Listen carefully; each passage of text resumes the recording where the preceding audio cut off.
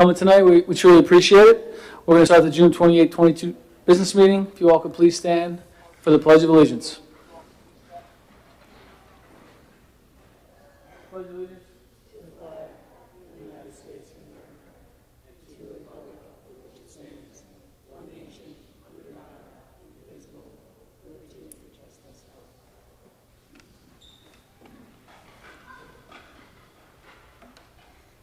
Just a quick roll call. We are joined by 5 of our trustees, our superintendent of schools, Dr. Timothy P. Harney, our assistant superintendent for curriculum and instruction, Dr. Ted Fulton, our assistant superintendent for finance and operations, Mr.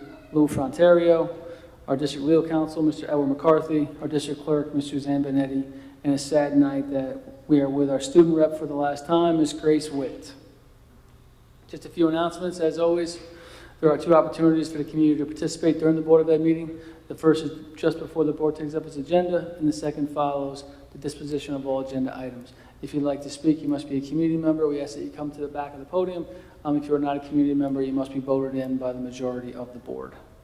For the convenience, as always, the Bayport Blue Point Board of Education meetings are live streamed right here in the back, and they're posted to the district website on board docs currently. As always, if you'd like to follow Dr. Harney, he's always looking to get his Twitter followers up. Dr. Harney's his number's pretty good, but he can do better. You can follow Dr. Harney at BBP Soup, and if you'd like to follow the district, you can follow the district at BBP Schools. But you do see some students around the room tonight. As always, it's always great when we can have students here to acknowledge everything they've done and all their hard work. So we'll turn it over to Dr. Harney and Dr. Fulton for the PTA reflection winners for 2022.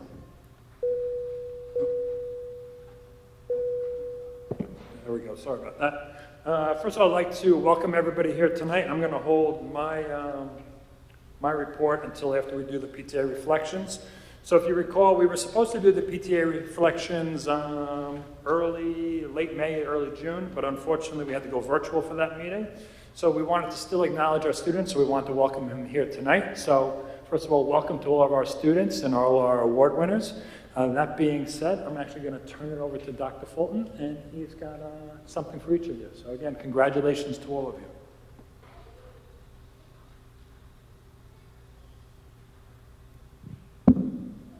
Not that I need the microphone according to my wife in most circumstances. So the PTA Reflection Program has been sponsored by the PTA for over 50 years. And each year for a theme, what they ask to do for students, whether in writing or artistically through the creation of an artistic project, for students to be able to express themselves as the theme relates to the importance of education. This year's theme was I Could Change the World By, and we had multiple students that were honored and awarded, and we're so very happy and excited for their accomplishment. So what I'm going to do is I'm going to call people up. After you get called up, you can stay, and then we'll do a group picture.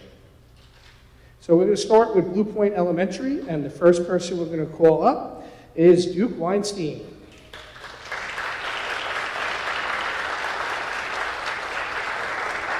Duke was awarded an Award of Merit in Visual Arts.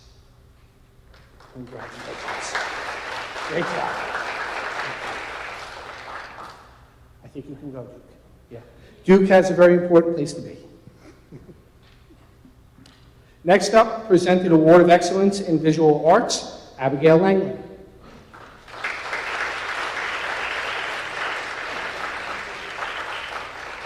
Congratulations.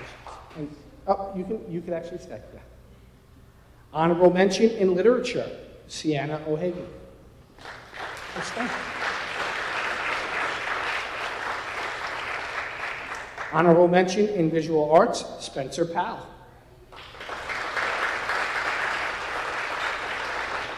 Award of Merit in Visual Arts, Jason Scottolini.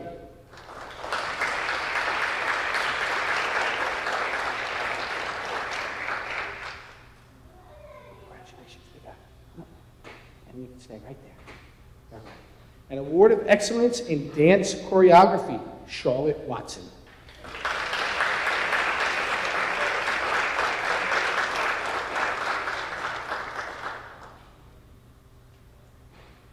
Congratulations. There you go. Award of Excellence in Visual Arts, Quinn Watson.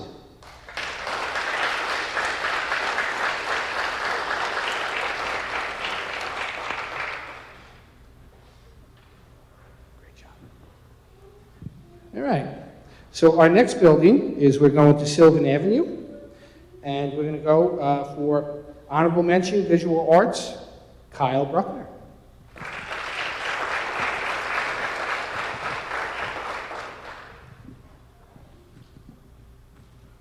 Award of Merit in Visual Arts, Scarlett Feba.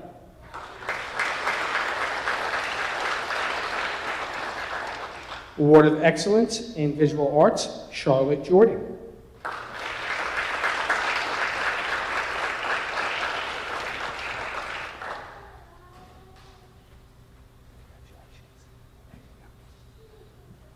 Award of Excellence in Visual Arts, Genevieve Jordan.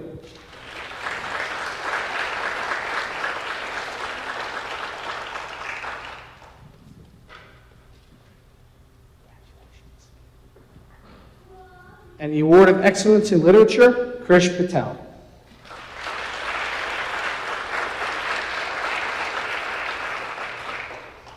An Award of Excellence in Dance, presented to Sydney Sway.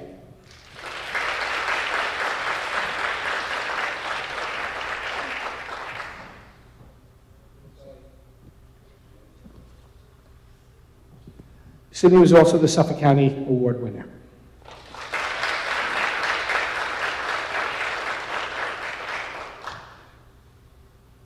Moving on to the middle school, we have honorable mention in visual arts, Cameron Bruckner.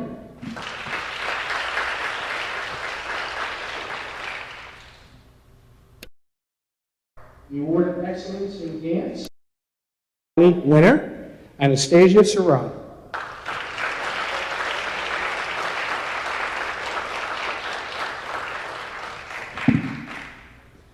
In addition, Anastasia has an Award of Excellence in Dance Choreography. And one more. An award of, two. My apologies, two. Congratulations.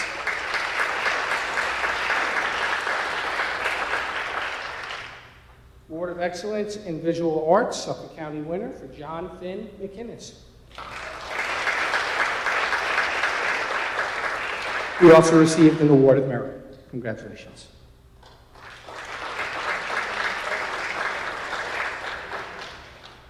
Honorable mention in visual arts to Miss Mia McCormick.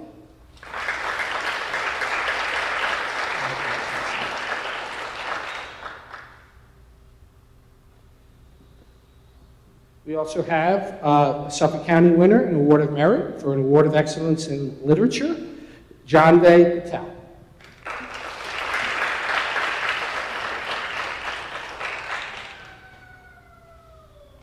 Certificate of Recognition, Honorable Mention for Visual Arts. Oh, sorry, my apologies. Okay.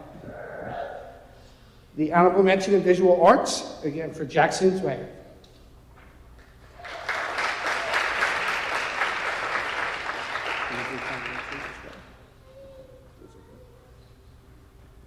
All right, now that's the high school.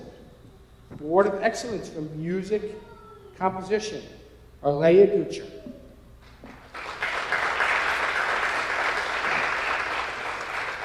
An Award of Excellence in Visual Arts, Matthew Decancourt.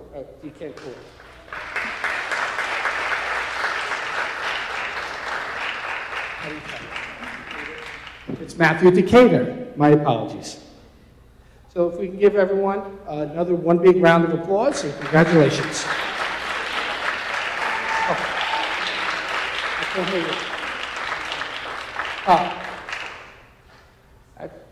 Actually, since you came in, we'll go from there.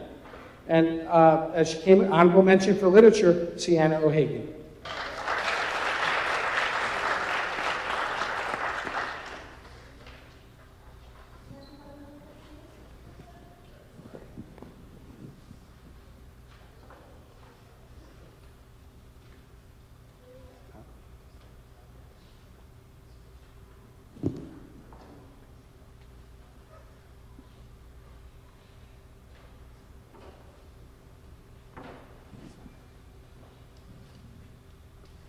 All right, great job, and we look forward to next year's submissions. And thank you for the continued support for our PTAs, so thank you.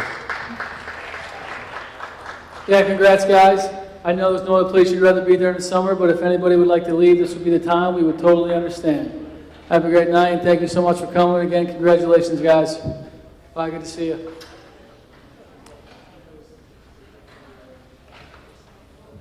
Have a good night. You too.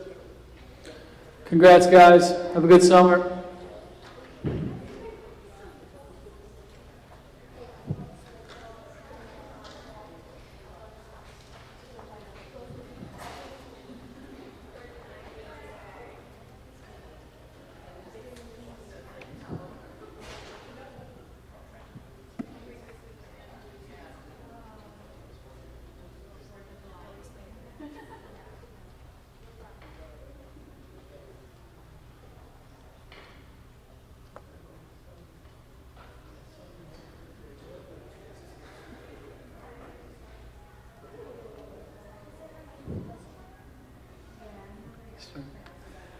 All right, well, this is the last meeting of the year. As always, we want to thank our student rep, Grace. We were so lucky to have you this year. I do want to apologize a little bit. You had some really tough meetings this year. You got to see probably some uncomfortable meetings, but you got through it. So we do apologize, but there is a life lesson sometimes in those uncomfortable meetings. We learn how to handle things, and we get through it. But I do appreciate everything you've done for the board. It's always nice hearing a student perspective.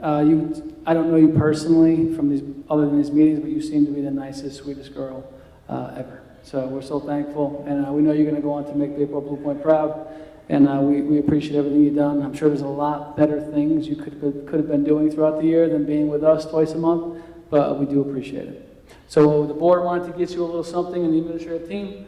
So if I can meet you halfway.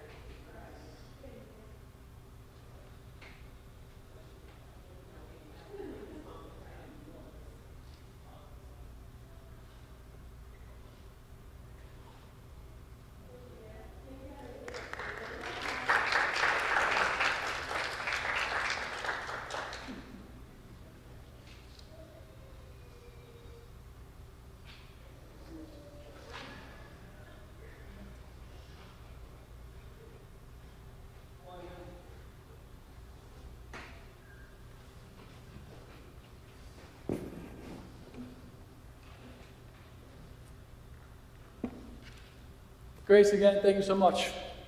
Our next award, he's been waiting for this award for 3 years. Mr. Broski, unfortunately, we say goodbye to Mr. Broski tonight for the Board of Education. We're going to welcome Ms. Connie on Friday, but Jason, so thankful for you running. I think anybody up here knows anytime you run for a position on any board, not just in this town, you open yourself up to controversy, you open yourself up to get questioned, and people are going to say things that aren't always nice. So we do appreciate you sticking with it. You've been kind of the voice of reason. You're a gentleman, even when people disagree with you, and maybe you didn't always get what you wanted, or vice versa. You may have got what you wanted. You handled it with grace. You are a true role model, and you have great character. So when I grow up, I want to be like you. But we do have a nice little plaque. We do expect that this will be in your house forever. And we also got you a little something for your family as well. I guess we'll say over 21 beverage. But we'd love to give this to you up here with a nice little picture, and we'll give you a nice hug at the same time. Jason, thanks for everything. Appreciate it.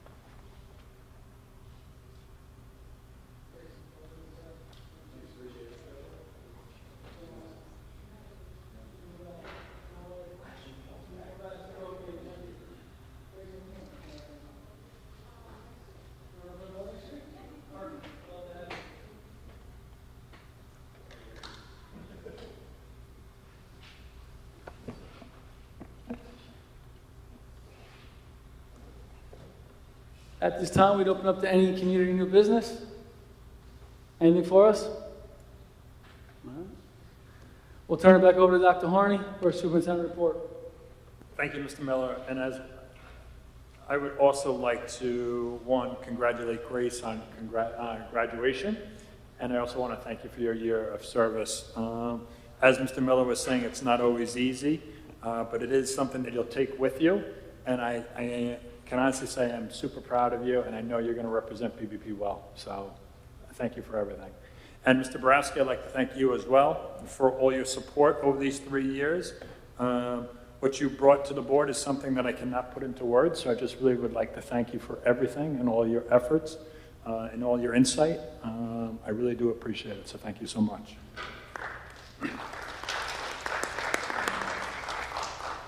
Really, between the last 2 weeks, and I'm sure Grace is going to talk a little bit about this, so I'm sorry, Grace, I'm probably steal a little bit of your thunder.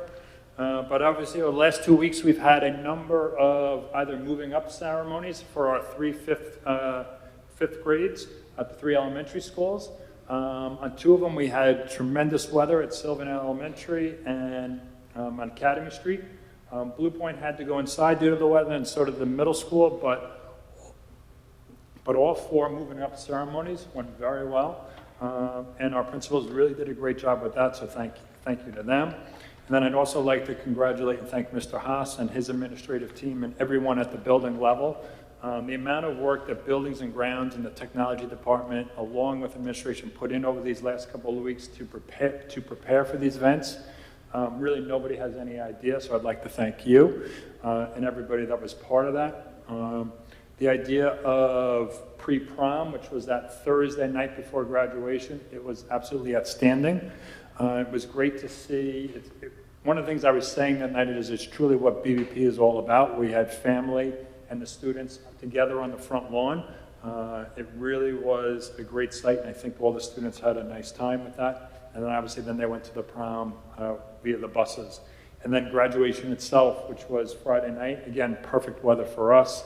A real nice ceremony. Great words spoken by all who were offering some of their own guidance. So I just really would like to congratulate the seniors, their parents, their families, their guardians, and everyone who played a part into it, and then as well as the high school administrative team. So congratulations to everybody. With that, I think I'm going to turn it over to Mr. Miller. Thank you, Dr. Harney. For your last and final update, Ms. Witt. Okay. Chamber Orchestra had their end of the year concert right here in the auditorium, and it went very well. Seniors had their elementary school walks where they got to visit where it all started while being cheered on by the young students. Congratulations to all the elementary students on moving on to the middle school students moving on to the high school, and the class of 2022 moving on to their future endeavors. Seniors had an incredible time at the prom and the pre-prom event at the front lawn and loved celebrating their graduation together. All tests and finals are now finished, and students are happy to finally start their summer. And lastly, I'd just like to say thank you for all the board has done for all the students and for me.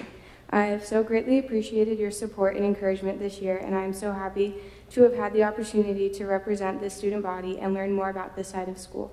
Thank you. Thanks, Grace. You definitely have represented the seniors very well. We will definitely miss you. Hopefully you'll come back and visit us, not at a board meeting. All right, moving on to our presentation tonight. We'll turn it over to Dr. Harney. I know Mr. Frontario has a very short presentation tonight that he'd like to go through. There's a lot of pressure for Mr. Frontario, but each year we have to give an update on our reserves and what are they for and how they're being funded. So with that, I'm going to turn it over to Mr. Frontario for, as Mr. Miller said, his short presentation on the reserves, which I know he did put a ton of time in for us, but I this is did, good but information. I'm sure we can get through it pretty quickly. In any event, welcome and good evening, and I'm delighted to have the opportunity to make this presentation tonight about the status of our reserves and our fund balances, an update on our estimate for the end of the school year. So as Dr. Harney mentioned, the purpose of tonight is basically to comply with statutory requirement that the district present to the Board of Education, the public, about the status of their reserve accounts And so tonight is that night. Review current reserve balances as of June 30th, 21. We're going to discuss the process of funding the reserves for June 30th, 22.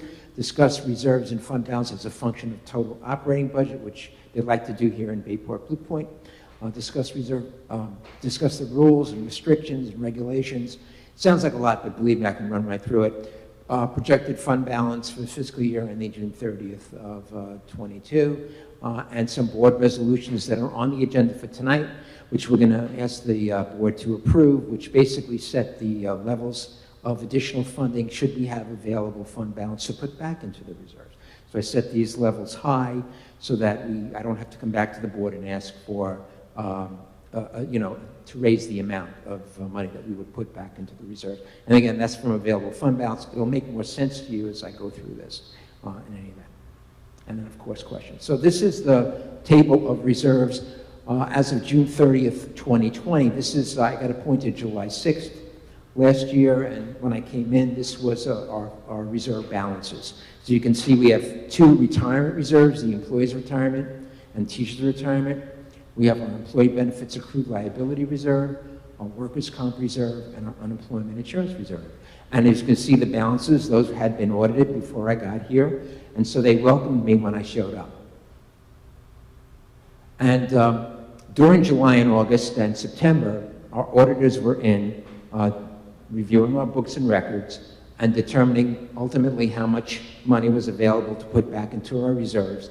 And so you can see it's the same chart, but now it's audited balances as of 6/30/21, and as you can see, or you might notice, that 3 of them went up, because we had $2,300,000 that we could put back into the reserves. So that money we added to our ERS reserve, our teachers' retirement reserve, and our employee benefits accrued liability reserve.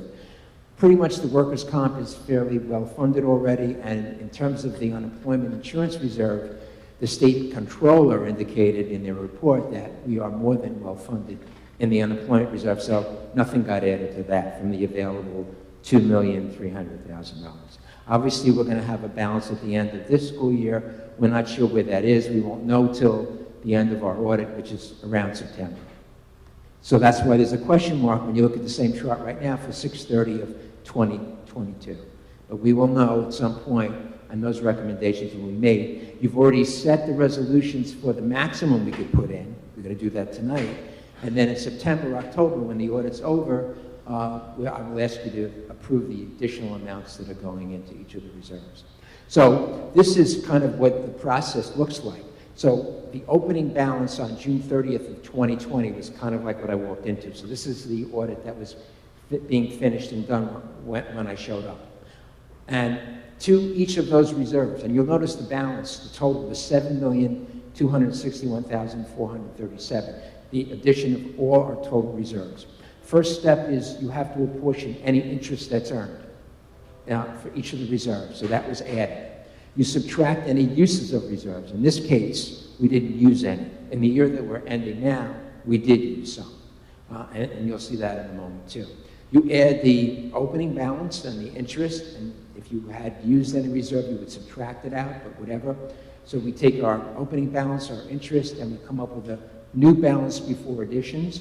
And as you can see, that there were just the addition of the interest, and then the additions that we had available at the end of last year were $2,325,805. That got a portion that's followed. $1,460,000 got added to the retirement reserve, $600,000 got added to TRS, and $265,000 got added to employee benefits. And as you can see, the other 2 reserves did not get, other than their interest that they earned. That's all they got. And so the audited balance at 6/30/21 for ERS, TRS, EBWAR, our workers' comp and unemployment total $9,602,056. So you can see the increase from where we were on June 30th of 2020 to where we are opening this year, June 30th of 21. So the same process is going to follow, but now you see in that opening balance, we have the June 30, 21 numbers. So that's the $9,602,056 of current reserve balance. We'll determine how much interest is available that has earned over the year. We did use some reserves. I used $500,000 for the ERS and workers' comp, $270,000 basically. That's going to be deducted. We'll have a new balance, and then the addition, whatever that happens to be, and I have an estimate of where we might be at that point in time, and of course, a new balance at June 30th, 2022. This is a report that I found in the file, and I know that when I looked over a number of different years, that it would vary, going up and going down. It's the reserve and fund balance as a function of our operating budget. Essentially what you can see here is for June 30th, say, of 2021, when you took it all, our reserves, et cetera, and you measured that against our operating budget, it represented 21%. I'm projecting for June 30th of 2022 about 20.3, but it will change because, again, it's only an estimate and subject to audit. As you can see in some of the previous years, it was a little bit lower, 14%, 18%, et cetera. Again, it's a factor, it's a number, it can show health for the most part in direction, but for the most part, you want to be sure you just have reserves, regardless of how it may look given your operating budget. So here is a little bit of the rules and regulations.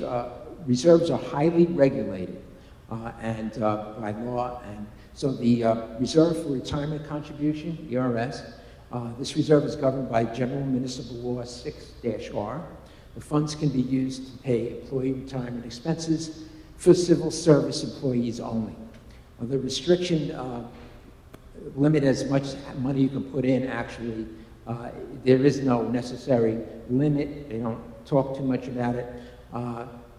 The auditors from the state controller will tell you, while there's no limit, we know when it's overfunded.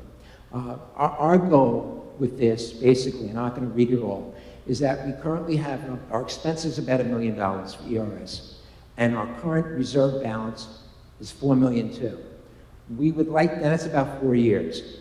We'd like to shoot for being somewhere about having 5 years in a particular time. So that's what we're going to be aiming for, and whatever available fund balance we have that we can distribute, I will put more into this reserve to move it up. We're funded at about 86% level. We'd like to get 100%, which is that 5 years, roughly $5 million. So that's where that stands right now. TRS is the Teachers Retirement System. They only recently established this reserve, and we started very conservatively. Our expenditure for teachers' retirement was $3,082,000 in 2021. I predicted it would be about $3,177,000 at the end of this year, and the current balance is $895,000. We're kind of more restricted with this in terms of what it could be. Like 2% of our eligible TRS compensation would mean that we could technically add another $500,000. It can never exceed about $2,007,000, which is roughly what our 10% of our total employee teachers payroll, if you will. So it can never exceed that. It's not likely to get up that high anyway, but at some point in time we may have some additional available funds. We'll certainly make it larger than it is now. The Workers' Comp Reserve, this reserve is governed under General Municipal Law 6-J. The funds can be used to pay for workers' compensation claims, etc., and it's before self-insured districts like us. So we have self-insurance, so we're certainly allowed to have this reserve. Workers' compensation expense is about $500,000. Give or take, and it was for 2021. And the current balance of the reserve is $1,139,000. Generally speaking, we had an actuarial service that actually, measures our real liability for workers' comp, and that's at about $1,180,000. Our reserve should be no more than that, give or take. But no one's going to shut our doors down if we go higher than that. Again, we can go a little bit higher for sure. And we used $270,353 of that reserve this year. I will subtract that out and then add some of the available fund balance back in to sort of maintain that level. So this is a well-funded reserve. Reserve for unemployment, that's General Municipal Law 6-M. funds can only be used to pay unemployment expenses to the state unemployment fund. Obviously, we don't have a heck of a lot of that. We had a larger number due to COVID way back in 2021. When the state controllers were in, they seemed to indicate that it was too high in terms of funding. So we basically are complying. We have $177,110. I'm only likely to recommend an addition of the interest only that it earns, and we'll continue to maintain it at that level for the most part. The reserve for employee benefits accrued liability, General Municipal Law 6-P. These funds can only be used to pay for contractual obligations for compensated absences for employees separated from service from the district. So here again is a yardstick we'd like to be at. The current balance is about $3 million, and based on the actuarial audit that we have done, and based on our own estimates, we seem to think that the higher limit would be about $4 million. So this reserve is almost there. It's funded at about 76%. By adding about $1 million, we'd probably be exactly where we want to be in terms of full funding for this reserve. The reserve for repairs, we established that, from what I understand, in August of 2019. The reserve is governed by General Municipal Law 6-D and was established by Board of Education resolution, obviously, is the only way it could be established. Voter approval is required to fund the reserve. So we would need to do a budget, build a budget, transfer the repair reserve into the budget in order to obtain voter approval to fund it. And then when you need to use it, you have to have a hearing, which I think you have to plan for 15 days in advance to indicate to the public how you would be using those reserves. The only time it would not necessarily be a public hearing is if you had an emergency, a declared emergency. Like a wall has cracked in a building and you had to evacuate, you can't use the area, whatever it happened to be. That's something that would really be a bona fide emergency. And funding justification all pretty much goes back to the opinion from the comptroller that we would follow the rules that they've established for them. Appropriated fund balance, that's the $1,680,000 that we used to appropriate, that we didn't have to raise in taxes. So the appropriated fund balance is always on the revenue side. We always look to fill it. They seem to think, and the comptroller seems to think that you should only use an appropriated reserve if you were in a deficit kind of situation where you are kind of like, you can't raise the tax levy too much and you've got to backfill. In our case, for the most part, it's just been good fiscal health that we've been using it, and again, maintaining that, not having to find those funds from the tax levy. Unassigned fund balance, that's 4% of the subsequent year's budget. Generally speaking, we would continue to do that year in and year out. Only the past 2 years due to COVID, and again because of the lighting, that we exceeded that 4%. We went to 5.95%. So the 4% number was about $3,075,000. We added another $1.5 million to that to bring it up to 5.95. And again, we got voter approval to do the lighting. We built it into our budget and so forth, but we set aside those funds for specifically that purpose. But on the go forward, we're going to continue to manage at the 4% level. In terms of fund balance for June 30th, and I've supplied the board in my newsletter from the business office with this report a couple of times, but been updating it and working with the accountants to make sure the numbers are as sharp as possible. If you look at the opening number, that's $16,077,319. There's 4 components which I try to set aside on the left-hand side to that number. The first is the reserve balances, that $9,602,058. Then we have the appropriated fund balance of $1,684,000. We have reserve for encumbrances. Reserve for encumbrances are open purchase orders that we had to bring forward. They were still in process when we finished the fiscal year, and then we had to bring them forward into this year to finish them off. And then the unassigned fund balance, which is that 4% number, but actually in this case it was 5.95. The $4,578,901 is really $3,078,901, which is the 3%, which is the 4%, and we added $1.5 million to that. That's how we came up with $4,578,901. So that is the components of our opening number in fund balance. So to that, I'm going to take the estimated revenues for June 30th of 2022. Again, it's a work in progress. And subtract from that the expenditures. Again, working very closely with the auditors to get as close to possible as accurate as possible. And that change is an additional $844,866. We're going to subtract out what I think is an estimate of our balance, our $220,000 in reserve for encumbrances, excuse me, and our appropriated fund balance, which is $1,680,000, and the $1,011,000 for the lights. That $2,009,000 number, $2,915,700, we subtract out from the number that we're developing. We take our additional fund balance, we subtract out our reserves, we get to a total projected reserve balance of $8,831,701. And then we set aside our available fund balance before we set aside 4% is $5,174,784. 4% of our budget for next year is $3,171,060, and then we subtract that from the $5 million, and we get $2,003,724. That's the remaining balance that would be available, give or take, to put back into the reserves. So we set aside our 4%.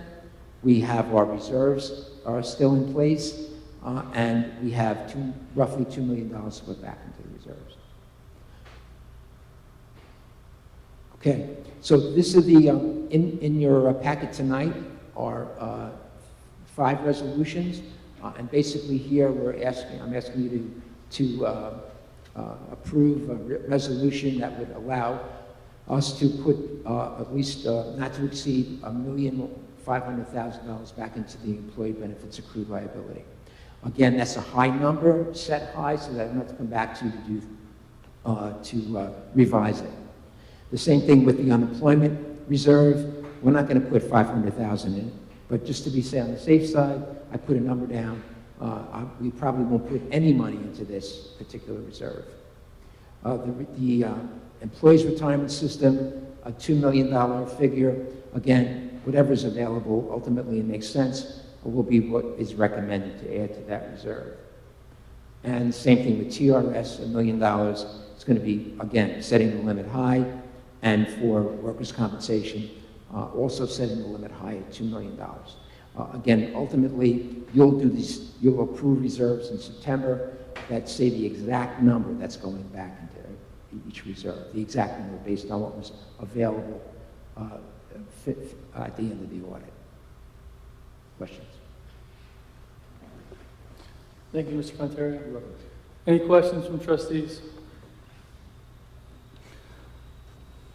Not hearing any, so just so Sure. we agree, your projection last year was, well, it was 21.0% of the reserve, and your projection next year, or starting next, I guess, Thursday, will be 20.3? 20.3 at the So moment, you think it's going to go down? I think it's going to play pretty close to where it is. I think it might go up a little bit. Okay. But I don't want to make a promise I can't keep. I'll That's never fine. do that, but again, it's...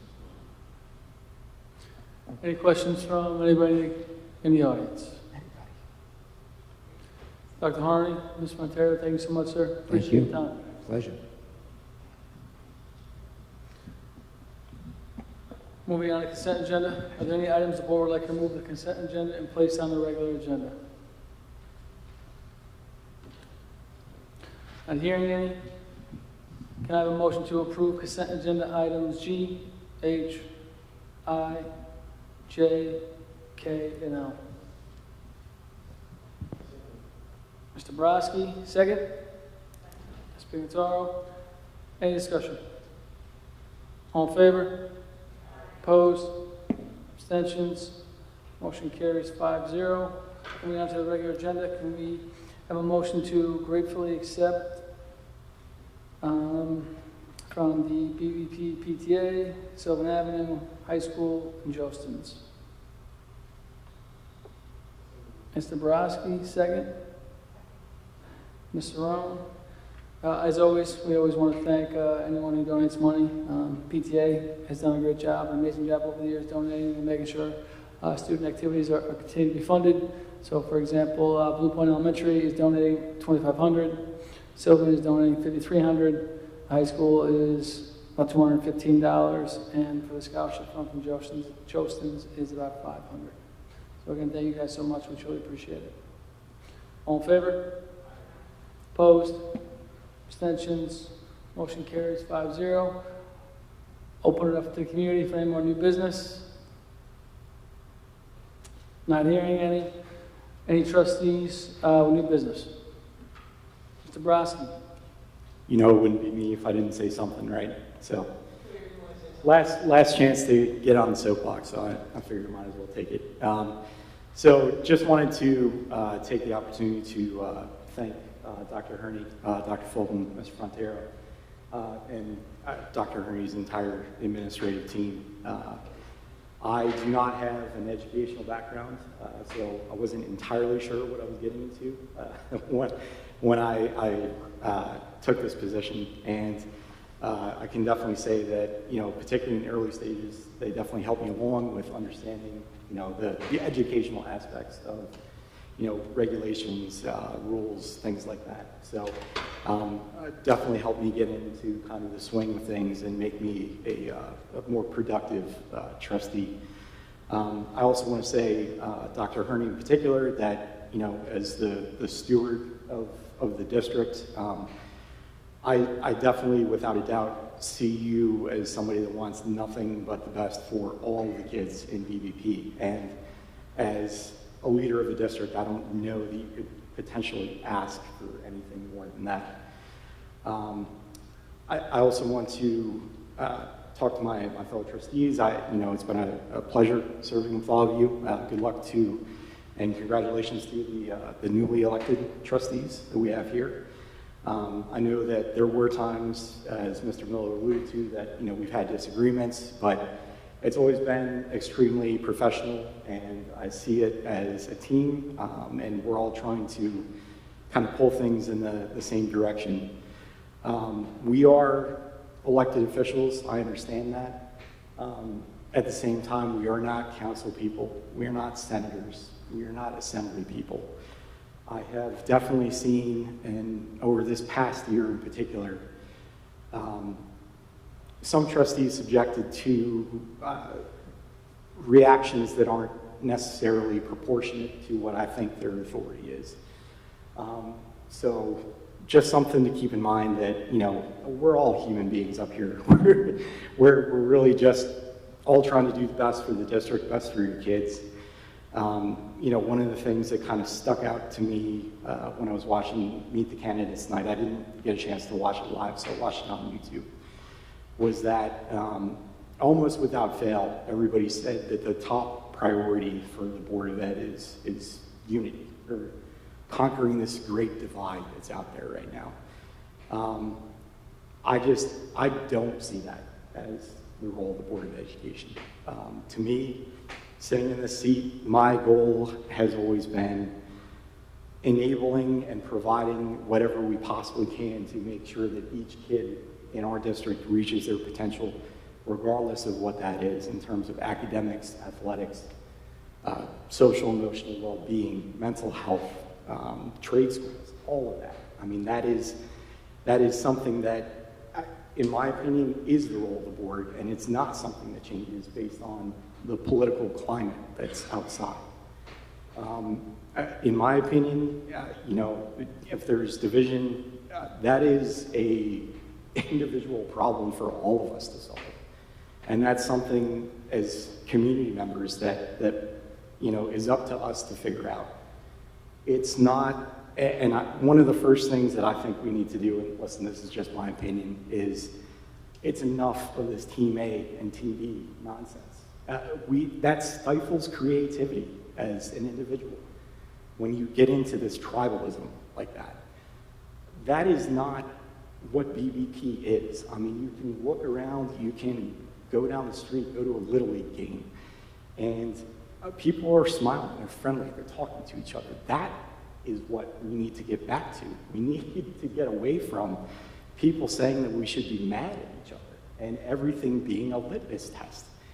And all of a sudden you just cast people aside when they don't agree with you on one particular issue.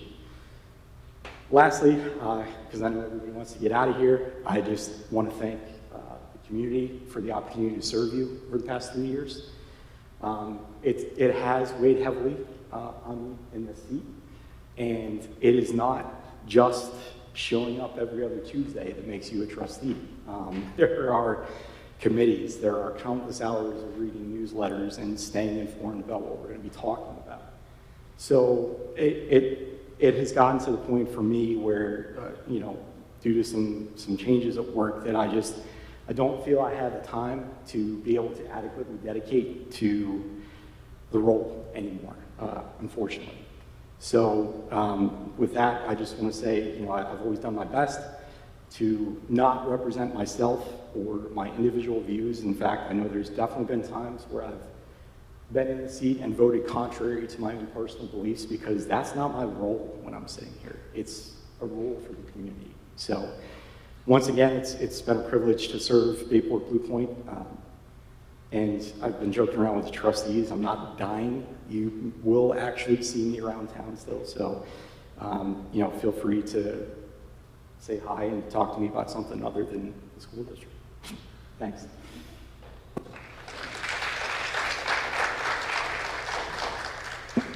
Thanks, Jason. Didn't I tell you a little while ago, you're the voice of reason? Any other trustees with new business? Not hearing any, can we have a motion to adjourn? Definitely need you. Mr. Brodsky? Ms. Pingataro, all in favor? Opposed? Thank you so much, guys. We will see you back here July 1st, this Friday at 10 a.m.